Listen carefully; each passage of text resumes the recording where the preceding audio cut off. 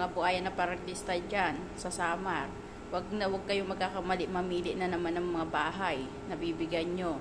Dahil kung inkis na mamimili kayo, inipina nga lang ang inirarasyon, pinipili nyo pang binibigyan nyo.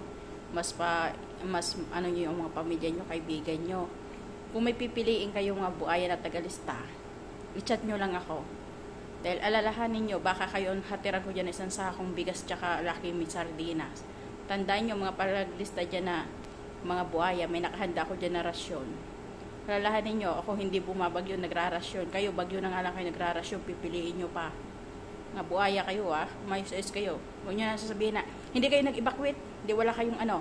Bakit? Pag nag-evacuate, yung hindi nag-evacuate, hindi ba dinaanan ng bagyo? Tumalon ba ang bagyo sa bubong nyo? Ayusin nyo Pag kayo dyan may linampasan dyan, pahatiran kita ng isang sakong bigas.